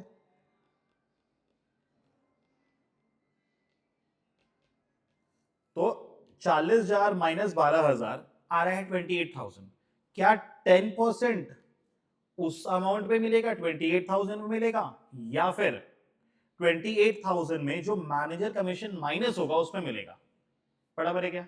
तो जो दो लैंग्वेज है ना वो लैंग्वेज समझ में आ रहे हैं। कभी कभी तुमको बोलेगा कि नेट प्रॉफिट कौन सा होगा, before charging such commission, before charging commission, before charging commission 10% of net profit, इसमें दो है, एक बिफोर चार्जिंग कमीशन और एक क्या है आफ्टर चार्जिंग कमीशन, दो अलग अलग है ना। तो अगर बिफोर चार्जिंग कमीशन बोला फिर तो इजी है, 10% ऑफ 28,000, 28,000 कैसे आ रहा है भैया, 40,000 माइनस 12,000, राइट। और अगर आफ्टर चार्जिंग कमीशन बोला फिर तो दिक्कत है, 10% of 28,000 minus commission, let the commission be X, या फिर माइनस कमीशन, फिर तो ये झंझट वाला हो गया ना बात, कमीशन निकालने के लिए अपने को कमीशन माइनस करना पड़ रहा है। ये वाला इजी है, ये वाला इजी है, मैं इसको बोलता हूं गुड लैंग्वेज, इसको मैं क्या बोलता हूं, गुड लैंग्वेज। और ये वाला क्या है, थोड़ा गंदा है, इसको मैं क्या बोलता हूं, बैड लैंग्वेज, बैड लैंग्वेज, नालायक है। यहां आफ्टर वाला में है ना थोड़ा झमेला है और बिफोर वाला में कोई झमेला नहीं है। बिफोर वाला एकदम आराम से चल रहा है, आफ्टर वाला में थोड़ा गंदगी है। तो good language good formula, bad language bad formula. तो यहां पे तो सिंपल सा भैया बात है, 10/100 इंटू 28,000 कितना आ गया, 2800, काम खत्म। यहां पे थोड़ा गंदा फॉर्मूला है। फॉर्मूला क्या है, 10 बाई, पहले फॉर्मूला लिख देता हूं, rate divide by 100 plus rate into net profit. तो यहां पे क्या है, 10 डिवाइड बाई 100 प्लस 10 इंटू 28,000। तो यहां पे क्या आ रहा है अमाउंट, 28,000 डिवाइड बाई 110 इंटू 10, यहां पे आ रहा है अमाउंट 2545। यहां पे ये अमाउंट आ रहा है 2545। यहां तक चीज क्लियर है। और यहां पे क्या आ रहा है अमाउंट, 2800। यहां तक क्लियर है, यहां तक क्लियर है। 2545 और यहां पे क्या आ रहा है 2800, ठीक है। तो अगर कभी बोला रहा आफ्टर चार्जिंग सच कमीशन, तो वो थोड़ा सा गंदा हो जाता है। तो उस केस में क्या करते हैं हम लोग, उस केस में हम लोग क्लमजी कैलकुलेशन नहीं जाके हम लोग सिंपल सा फॉर्मूला यूज करते हैं, क्या, rate divide by 100 plus rate into net profit. अगर यहां पे वो फॉर्मूला अप्लाई करेंगे तो कितना आएगा, 2545। और अगर बोला रहा बिफोर चार्जिंग सच कमीशन, तो फिर कोई दिक्कत ही नहीं है, फिर तो rate by 100 into net profit कितना आएगा, सीधा 2800। तो ठीक है ना। तो जो भी कहानी है यहाँ पे अमाउंट को निकालने को लेके है। एक बार अमाउंट निकल गया, उसके बाद जाएगा कहाँ, जाएगा तो भैया दो जगह, कहाँ कहाँ, पीएल के डेबिट में और बैलेंस शीट के लायबिलिटी साइड में, ठीक है जी। चलिए अब लास्ट वाले एडजस्टमेंट पे आ जाइए, goods sold on approval basis. अब कुछ स्कूल में ये वाला एडजस्टमेंट नहीं करवाता है, कुछ कुछ स्कूल में करवाता है। तो अगर आपके स्कूल में करवाया है तो आप सुनिए, अगर आपके स्कूल में नहीं करवाया है तो नहीं पूछेगा, मत सुनो। Good sold on approval basis, इसका क्या कहानी है वो समझिएगा। Good sold on approval basis का क्या लॉज, अरे आओ यार प्रकट हो।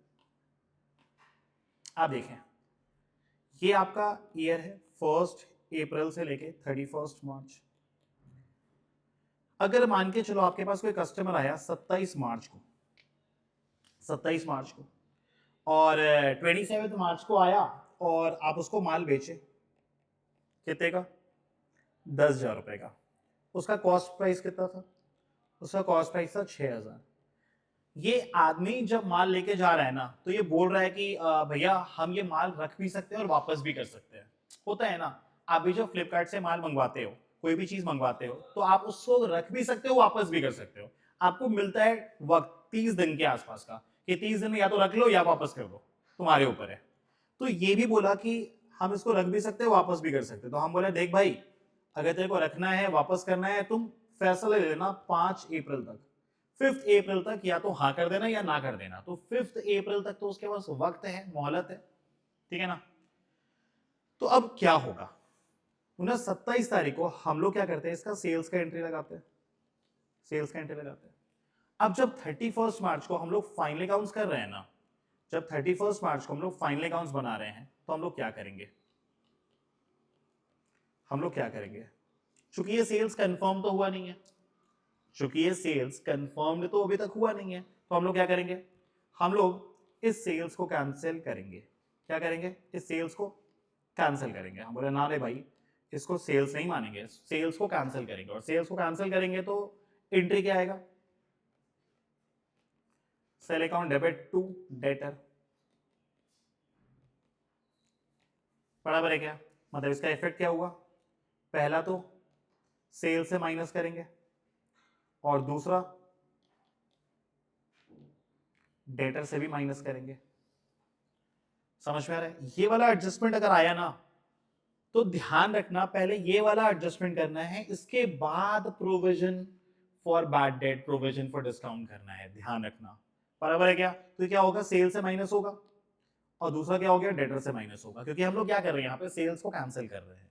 अब एक चीज और, इसके साथ साथ, ये तो एक एडजस्टमेंट हो गया, इसके साथ साथ हम लोग क्या करेंगे, अपने क्लोजिंग स्टॉक को भी बढ़ा देंगे। किससे बढ़ाएंगे, कॉस्ट प्राइस से, क्योंकि वो माल, अगर हम लोग ये मान रहे हैं कि वो माल नहीं बिका, दो ही चीज मान सकते हैं, या तो ये मान सकते थे कि माल बिक गया, या ये मान सकते थे माल नहीं बिका। अगर हम लोग ये मान रहे हैं कि माल नहीं बिका, तो भाई वो जो माल कस्टमर के पास है दैट बिलोंग्स टू मी। वापस है, हम लोग माल बेचे 27 तारीख को, और जिसको माल बेचे वो बोला कि भैया हम बता देंगे 5 तारीख तक कि माल रखेंगे या नहीं रखेंगे। हम बोले ठीक है कोई दिक्कत नहीं, तुम आराम से बताओ 5 तारीख तक। हो गया, वो चला गया, वो चला गया। 31 मार्च आया, 31 मार्च आया, मेरा स्टाफ मेरे से पूछ रहा है भैया, हम बोले क्या है, बोला भैया वो माल बेचे थे ना, कस्टमर बोला था 5 तारीख तक बताएगा रखेगा या नहीं रखेगा, हम लोग आज फाइनल अकाउंट बना रहे, क्या करें। हम बोले यार अभी तक चूंकि सेल्स कंफर्म नहीं हुआ है ना, तो उसको सेल्स हम लोग कंसिडर नहीं कर सकते हैं, तो एक काम करो सेल्स घटा दो। और ऑब्वियसली सब सेल्स घटाएंगे तो डेटर भी तो घटाएंगे, तो सेल्स घटाए डेटर भी घटाए, बराबर। बोला भैया एक बात बताइए, माल तो उसी के पास है, तो अगर हम लोग ये मान रहे हैं कि सेल्स नहीं हुआ, तो फिर अगर सेल्स नहीं हुआ तो फिर जो माल उसके पास है, कस्टमर के पास है, वो हमारा माल है, वो हमारा माल है, फिर तो हमारे स्टॉक में आना चाहिए ना, और स्टॉक में तो आया नहीं होगा क्योंकि वो माल पोजीशन में ही नहीं है हमारे, वो माल तो कस्टमर के पास है। तो हम लोग क्या करेंगे, क्लोजिंग स्टॉक को बढ़ाएंगे, क्लोजिंग स्टॉक में ऐड करेंगे, कितना कितना ऐड करेंगे। अगर इस एग्जांपल का बात करें तो 6000 ऐड करेंगे, इस एग्जांपल का बात करें तो 6000 ऐड करेंगे, बराबर है क्या, बोलो हाँ हाँ हाँ, ठीक है। तो क्लोजिंग स्टॉक में हम लोग ऐड किए 6000 से, और सेल्स और डेटर को कितने से घटाए, सेलिंग प्राइस से, which is 10,000 and 10,000, ठीक है। तो मुन्ना मुन्ना यहाँ पे हम लोग लगभग सारा एडजस्टमेंट डिस्कस कर लिए हैं। अगर किसी भी एडजस्टमेंट में आपको थोड़ा सा भी दिक्कत आया हो तो बाबू हम लोग यहाँ पे फटाफट में एक बार देखें हैं। अगर दिक्कत आया हो तो आपको क्या करने का है, आपको रेगुलर क्लास का डिस्कशन को देखना है, और अगर स्टिल दिक्कत आ रहा हो तो आपको मेरे को रीच आउट करना है, ठीक है। चलिए, तो फिर आज के लिए इतना काफी है। इसके ऊपर आपको क्वेश्चन करना पड़ेगा, बिना क्वेश्चन करे फाइनल अकाउंट्स हाथ में आ जाएगा, इस बात का तो उम्मीद रखना ही मत। फाइनल अकाउंट्स तभी हाथ में आएगा, फाइनल अकाउंट्स का क्वेश्चन तभी बनेगा जब आप घर में प्रैक्टिस करके जाओगे। सिर्फ एडजस्टमेंट सुन लिए और एग्जाम में जाके सोचोगे डिलीवर हो जाए, इम्पॉसिबल, वो होगा ही नहीं, ठीक है।